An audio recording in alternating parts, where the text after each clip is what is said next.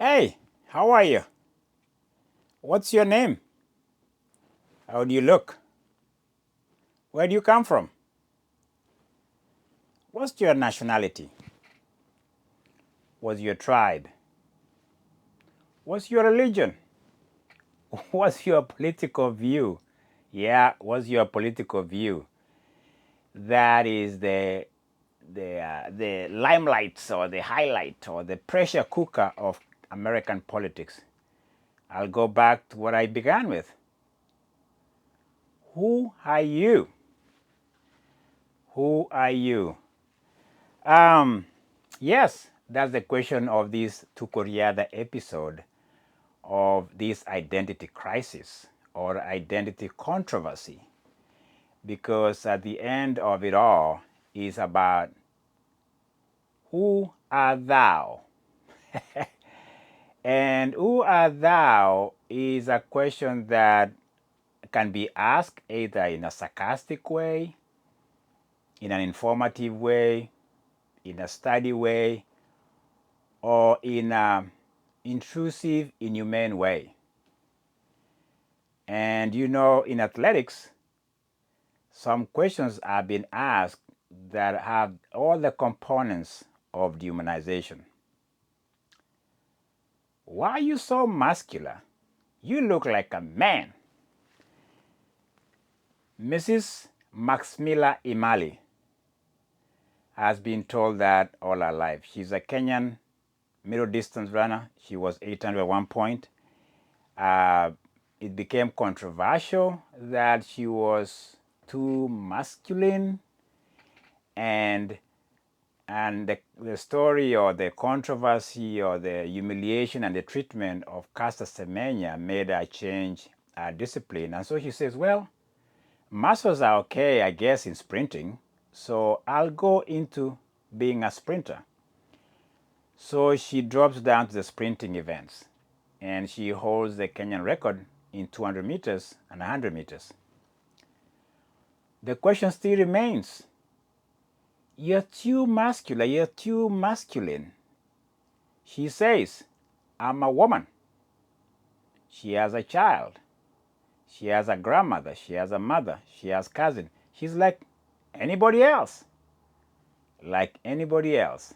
She has a basic fundamental identity of a human being. Gender, either gender, one way or another, she has those components. The foundation of humanity is right there for us.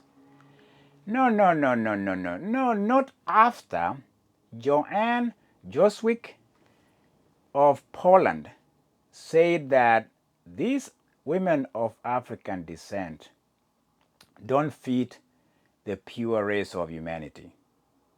Something about them is not standing the litmus test of your Eurocentric project of the pure Aryan nation.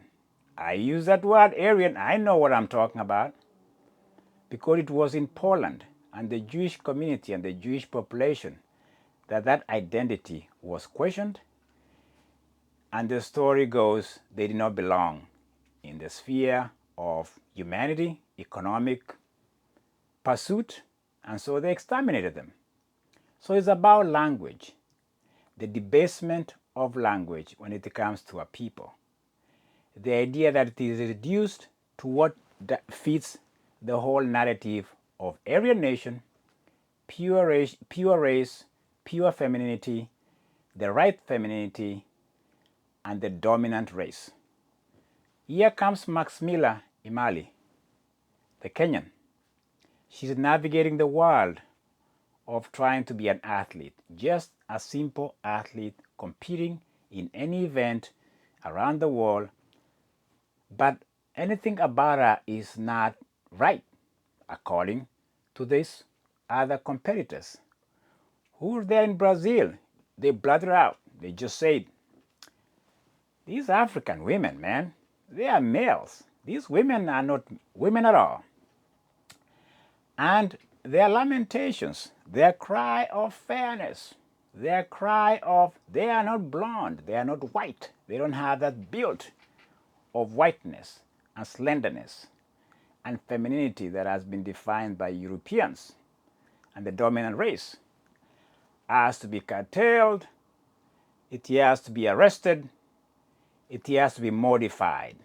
So, Maximila Imali has faced this inquisition to the demise of her career. I've spoken about a few more. I just spoke of the Ugandan. Here's a Kenyan. She's not the only Kenyan. Like I said, Margaret Wambui, she was a bronze medalist from Olympic 2016. And the Polish woman says, that's not a woman, that's a man. And the European men who are listening, and they say, well, they can compete as men, but they cannot compete as women because the Polish, blonde, Joanne, Joshwick, and the rest of them, including a Brit, her name is Sharp. Yep, she said this. I'm reading. She says, I've tried to avoid the issue all year, she says. You can see how emotional it all was. She's talking about at the end of the race. We know how each other feels. So there's a community of feelings. There's a community of white women who says they have these common camaraderie feelings. They feel they've been defeated by the wrong competitors. She continues, it is out of our control, she says, and how much we rely on people at the top sorting it out. The public can see how difficult it is with the change of rule, but all we can do is give our best. She was seventh, by the way. So she's saying, being seventh and a white woman and seeing the top three athletes from Africa, South Africa, Burundi, and Kenya, oh my gosh, they just stole our medals. They stole our medals because they are not women. And that is where we are, my friend. The identity of people has been monopolized by the majority race. The Eurocentric sport and the Eurocentric project of purifying the race and those who can participate takes a toll on athletes of Afro descent. I don't know whether I'm going to continue saying this, but it is racist. It has all the ingredients of what racism is all about. You can go around it. You can talk of intersex. You can talk of testosterone. You can talk of TI. So how do they fit into the pure race and the pure athletes that have everything that is physically compatible with the Eurocentric sport?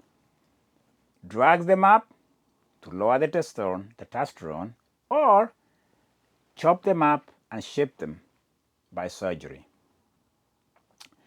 This woman, Max Miller from Kenya, has suffered a great deal.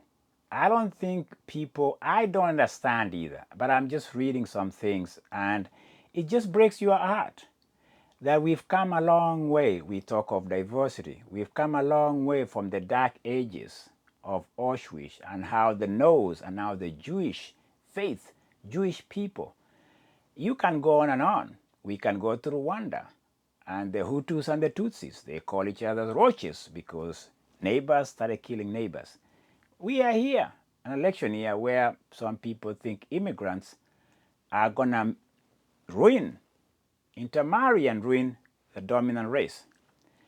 I'm not speaking in a vacuum when it comes to this idea of who owns the ideal race narrative, who owns that project. In athletics right now, the Court of Arbitration has said no to this project. But the problem is now the court of law and how it has upheld the dignity of humanity. Is we are allowing each other to be defined by a certain group of people, even in athletic field. I think it sounds simple, but to me it seems as if this idea of superiority, this idea of you have the power in athletics, in a community, in a country, and then you bash the other ones. Not only bash them, you can even exterminate them. You can deport them, you can make them illegal, and you can persecute them because you have the power. Does Max Miller and the rest of the athletes have spoken about have the power? The power they only have is the voice that we try to give them. The Court of Appeal, this idea of pursuing the legal framework to a Kenyan like her, is an uphill battle. We are talking about an enterprise that has been around in athletics that dominate the gate. They are the ones who say you can come in or you stay out. And I'm struggling with this for me because when you think of someone like Max Miller, if you look at sprinters everywhere around the world, everywhere, the finals, anywhere, sprinters, the body build, the way they look.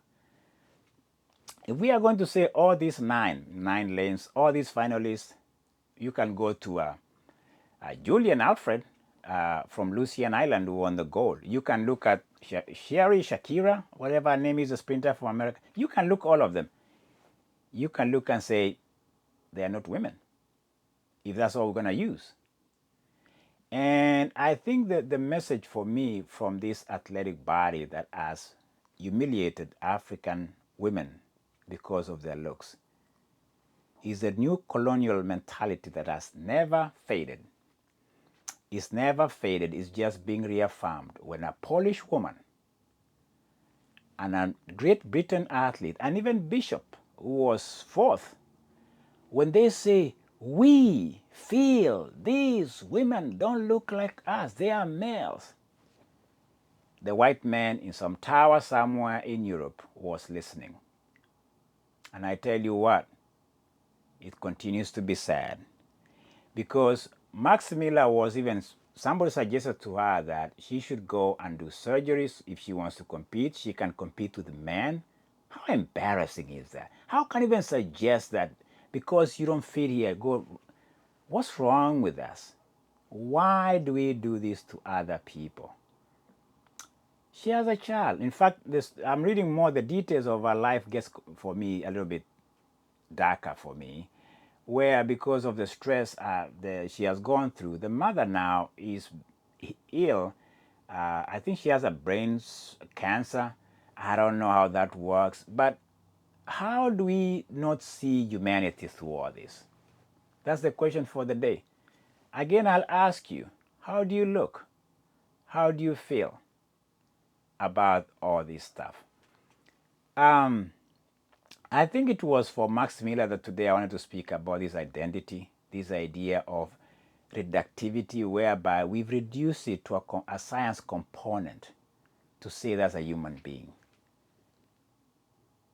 Sometimes I say F science for just for the sake of this debate for me and interrogation and discussion, because when science starts to micromanage humanity and label them and categorize them, I think we are entering one of the darkest phases of our history if we are going to let science dictate who is a human being and how they fit in this gender, this so-called gender. Because even here in the West, we talk of diversity, but it's just almost like something abstract. At the end of the day, we have discriminative nature in our psyche.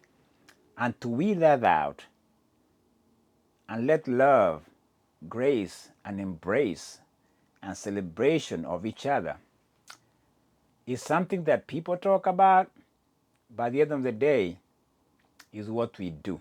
It's not what we talk about, it's how we treat one another. I'll continue to say this, if it has a face, for me, it has value. It was for Max Miller, Imali, the Kenyan. I'm advocating for our dignity, our restoration to the paradigm of humanity and self-worth that she deserves. And this idea that we are going to dictate who is who, we are entering another moment that could be dark for me. Even in sports, the clouds are hanging in elections, my friend. We don't know who is who, but I know who is who. It was me telling you, love to you, my friend. That's all I have, love. I don't know who you are, but I know you are a human being. End of the story. The end.